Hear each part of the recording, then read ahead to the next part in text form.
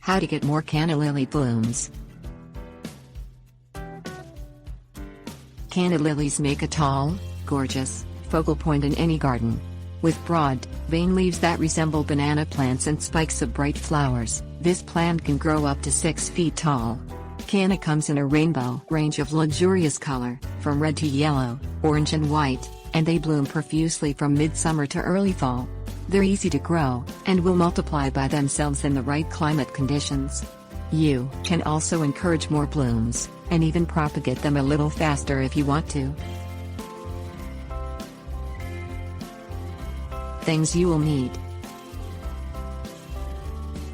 canna plants, fertilizer, scissors, bearing knife, peat moss, water, spade, garden gloves.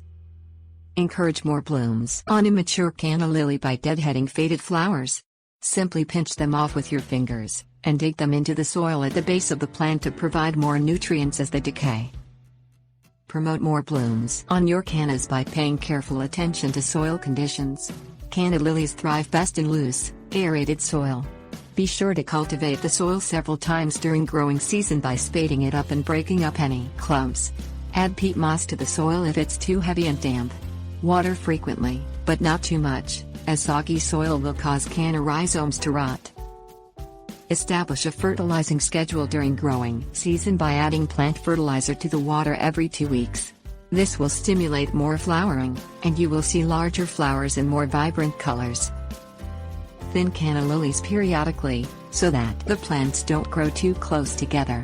If they have to compete for nutrients in crowded conditions, they won't bloom as well as you'd like. They should be planted at least 2 feet apart and 2 feet apart from other plants in the garden. Get more blooms the following year by storing canna rhizomes properly.